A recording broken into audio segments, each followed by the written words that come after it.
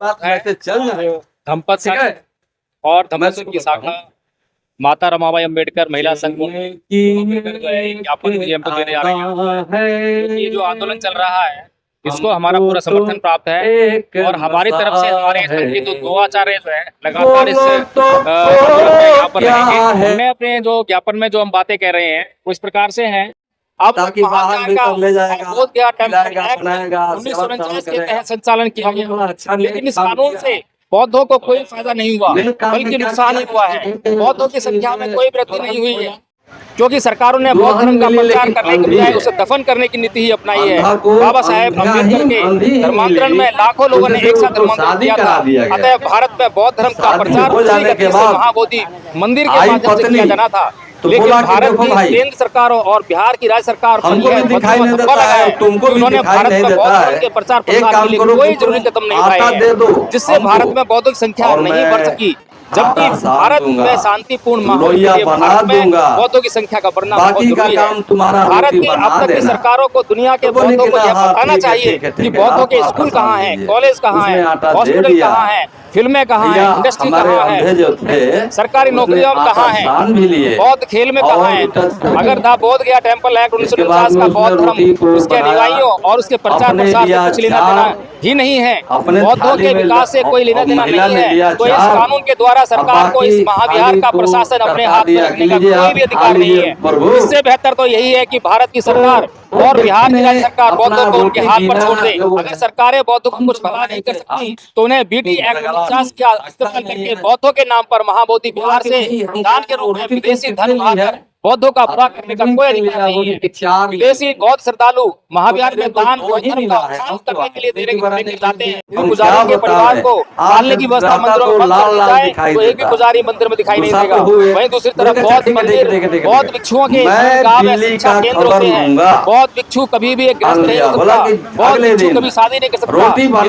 बौद्ध भिक्षु शादी कर लेता है तो शादी करने पर उसे बौद्ध भिक्षु का जीवन त्यागना पड़ता है। बौद्ध भिक्षु का उद्देश्य निर्वाण प्राप्त करना होता है। इस मार्ग पर चलते हुए वह बौद्ध विचारों का इस्तेमाल केवल ठहरने व समाज को शिक्षित करने के लिए करता है। इसलिए बोध गया टेम्पल एक्ट 1949 के माध्यम से सरकारों के द्वारा बौद्ध धर्म की पवित्रता को दूषित करने का महान अपराध किया गया है। बौद्ध सरकारों बौद्ध विहारों का संचालन केवल बौद्ध भिक्षु संघ या बौद्ध उपासकों के द्वारा ही होना चाहिए। सरकार उनका प्रशासन अपने हाथ में नहीं ले सकती है। भारत के संविधान में प्रत्येक धर्म के अनुयायियों के धर्म धार्मिक स्थलों की देखरेख, धर्म के प्रचार की स्वतंत्रता, धार्मिक शिक्षा संस्थानों का निर्माण करने की स्वतंत्रता केवल उस धर्म के लोगों के द्वारा ही किए जाने की आधिकारिक व्यवस्था मूल अधिकारों के अंतर्गत की गई है। अतः जिस प्रकार हिंदू अपने हिंदू धर्म के प्रचार की जिम्मेदारी मुसलमानों और ईसाइयों या किसी अन्य धर्म को कभी नहीं दे सकते, इसी प्रकार बौद्ध अपने ऐतिहासिक अपने उत्थान की जिम्मेदारी कैसे दे सकते हैं। भारत की सरकारों को यह कार्य बोध गया टेम्पल एक्ट 1949 के अंतर्गत देख लिया है, लेकिन बौद्धों के साथ इस कानून के आधार पर दुनिया का सबसे महान अन्याय ही हुआ है। ऐसे में अगर वास्तव में भारत की सरकारों में रहने वाले व्यक्ति जिस किसी भी धर्म को मानने वाले क्यों न थे, अगर उनमें उनके धर्म पर जरासी भी नैतिकता होती तो सौंपे गए कार्य को पूरा न कर पाने पर अपने पद से त्याग पत्र व बौद्धों को बीटी एक्ट से मुक्त करने का कार्य ईमानदारी से करते। लेकिन यह दुर्भाग्य है भारत का कि उसे धार्मिक ईमानदार राजनेता प्राप्त नहीं हुए हैं। नेताओं ने न केवल अपने आप को अपनी पीढ़ियों को बल्कि अपने धर्म को भी अपमानित कलंकित करने का नीच कार्य किया है। हिंदू चाणक्य की नीति साम दाम दंड भेद का पालन अपने ही देश के अपने ही भाइयों के खिलाफ करते हैं, जो कि अति निंदनीय कार्य है। लेकिन बौद्ध धर्म में संपूर्ण मानव जाति के प्रति नैतिक आचरण को ही प्रमुख स्थान दिया है। किसी हिंदू को किसी बौद्ध से तनिक भी कष्ट नहीं हो सकता। बौद्धों ने कभी बदले की भावना के तहत द्वेष व हिंसा का सहारा नहीं लिया है। ऐसे में हिंदुओं के साथ या अन्य किसी भी संप्रदाय के साथ बौद्धों की किसी भी प्रकार की धार्मिक सहभागिता की अपेक्षा व उम्मीद करना न केवल बेईमानी होगी बल्कि देशद्रोह से भरा एक कदम होगा। अपने देश में शांति व सौहार्द के वातावरण को जानबूझकर बिगाड़ना देशद्रोही हो सकता है। अगर देश का शासन जिसकी लाठी उसकी भैंस के आधार पर नहीं चल रहा है तो इन सवालों का ईमानदारी से जवाब जरूर देना चाहिए। भारत का संविधान अनुच्छेद 13 में यह घोषणा करता है कि भारत का कोई भी कानून सामाजिक धार्मिक रीति रिवाज यदि संविधान के मूल अधिकारों का हनन करता है, कम करता है, तो उस सीमा तक कानून, रीति रिवाज, परंपरा अवैध होगी। लेकिन द बोधिया टेम्पल एक्ट 1949 का इस्तेमाल करके भारत की सरकारें लगातार भारत के बौद्धों के मूल अधिकारों और अनुच्छेद 49 का हनन करती आ रही हैं, और इस तरफ भारत की सरकारों ने कोई ध्यान नहीं दिया है, बल्कि बौद्धों द्वारा बार बार ध्यान दिलाए जाने पर जानबूझकर अपनी आंखें बंद कर ली है। बौद्धों के साथ ऐसा व्यवहार किसी भी दृष्टि से उचित नहीं ठहराया जाता। जिस प्रकार हिंदू मुस्लिम शासकों द्वारा उनके मंदिर तोड़े जाने को नीच कार्य कहते हैं, उसी प्रकार से बौद्धों के विरासत होते हुए भी उनका भला करने के नाम पर हिंदुओं का बौद्धों की विरासतों पर कब्जा करना उन्हें क्या हिंदुओं के लिए नहीं है? क्या ऐसा कार्य करके हिंदू दुनिया के किसी भी कोने में किसी प्रकार के गर्व का अनुभव कर सकते हैं? क्या हिंदुओं के धर्म में नैतिकता की जगह नहीं है?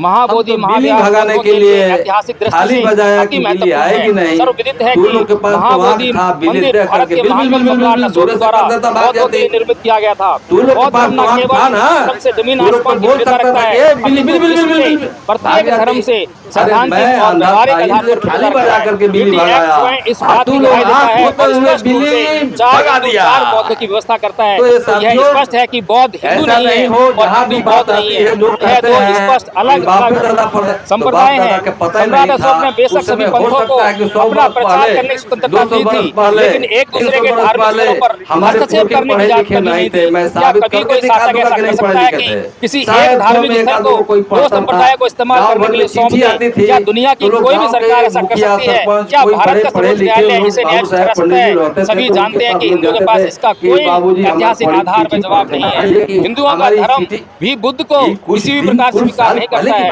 अगर हिंदू को किसी प्रकार स्वीकार नहीं करते हैं तो उन्हें बुद्ध की मूर्तियों पर अवैध कब्जा करके उनका रूप अपरित करके कर हिंदू देवी देवता बनाकर पूजने की जरूरत नहीं पड़ती।